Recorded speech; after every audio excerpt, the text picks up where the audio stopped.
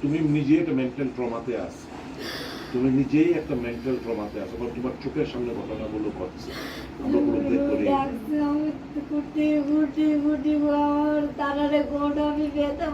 আমি কিছু করতে পারছি না, আমি কিচ্ছু করতে পারছি না। নার্ভের রুগী আসতো, সে নার্ভের রুগী আসতো। চিন্তা কি পশুটা নেওয়া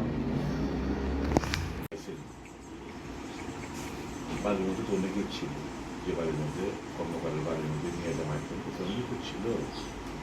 আপনারা তো এটাকে উদ্ধার করছেন, আপনারা তো দেখছেন অনেকে ছিল, নামটা সবটি পাইছেন।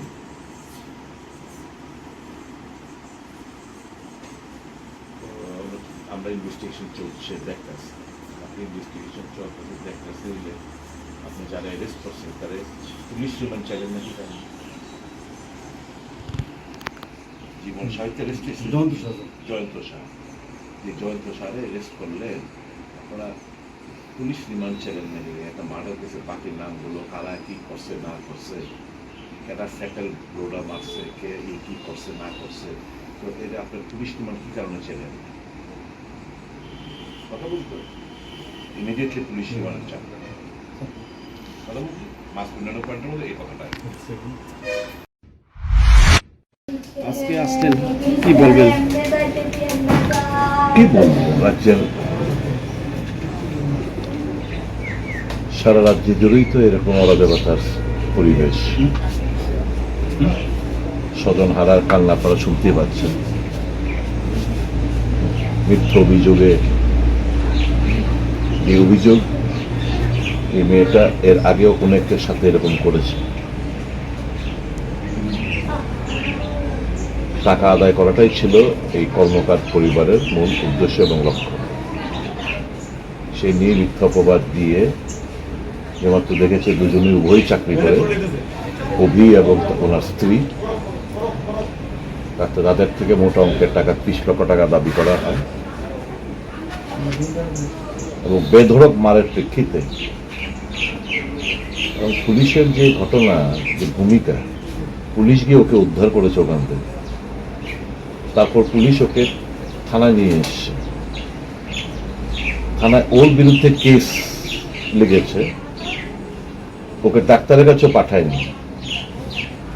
বড় ভাই গিয়ে যখন জোরাজোরি করলো তখন প্রায় 11টা 5-এ কিংবা 11:30 নাগাদ দিয়ে সাব ডিভিশন হসপিটালে অভিকে নিয়ে যায়, অভিজিৎকে নিয়ে যায়।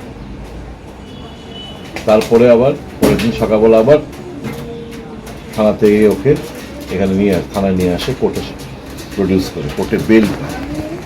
তারপরে ইন্টারনাল ব্লিডিং, পুরো ইন্টারনাল অর্গানস নিশ্চয় ব্লিড করেছে, রক্তবমি। সেটা হচ্ছে 9 তারিখ। তারপর তাকে ওইখান থেকে সাব ডিভিশন হসপিটাল থেকে রেফার করলো জিবি।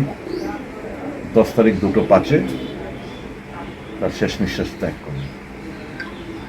এখন একজনকে আজকে নাকি শুনলাম অ্যারেস্ট করেছে এবং জুডিশিয়াল কাস্টাডিতে পাঠিয়েছে। প্রশ্ন হচ্ছে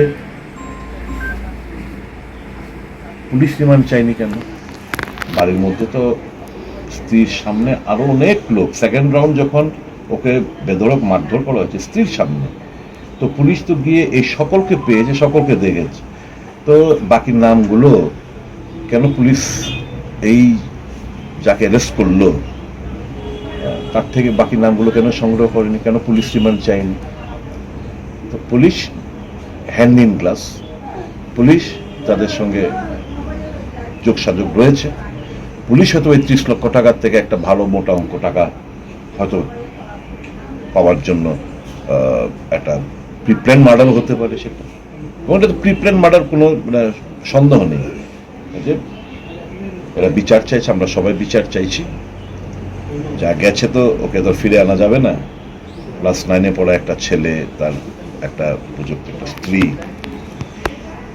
বড় ভাই রয়েছে, তাদের পরিবার রয়েছে, এই অভিজ্ঞতা ফিরে পাবে না। এখন আমরা সবাই তাকিয়ে থাকবো পরিবার যেন বিচারটা সামান্য বিচারটুকু পায়, এটা দিকে আমরা তাকিয়ে থাকবো।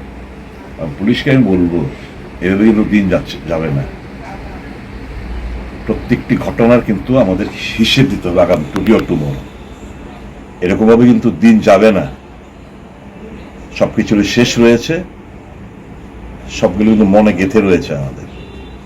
টুডে অর টুমরো আপনাদের কিন্তু কৈফিয়ত তলব করা হবে। প্রত্যেকটি ইনসিডেন্ট সারা রাজ্য জুড়ে যা ঘটছে হিসাব হবে আপনাদের সাথে। আমার বাড়িতে সবাই খুব প্রচুর বসে, প্রতিদিন কিছু না কিছু একটা নতুন রান্না হয়, আর সবাই খুব মজা করে চেটে পুটে খায়। সবাই বলে আমার হাতের জাদুতেই নাকি রান্না এত ভালো হয়। আর আমি বলি সবটাই হলো পিআর গোল্ড কচ্চিখানি সরিষার তেলের জাদু। হ্যাঁ, সরাসরি কৃষকদের কাছ থেকে ক্রয় করা আসল সরিষার দানা থেকে তৈরি হয় পিআর গোল্ড কচ্চি ঘনি সরিষার তেল, যার খাঁটি ঝাঁজ এবং গুণমান আপনার খাবারকে করে তোলে সুগন্ধ ও সুস্বাদুকর। আর আপনার রান্নাঘরে যখন পিআর গোল্ড কচ্চি ঘনি সর্ষের তেল থাকবে, তখন প্রশংসা তো সবাই করবেই। পিআর গোল্ড কচ্চিখানি সরিষার তেল, খাঁটি তেল, খাঁটি ছাঁচ। পরিবেশক masters Ashwini Kumar Pal, central road, Agartala. Phone 70850607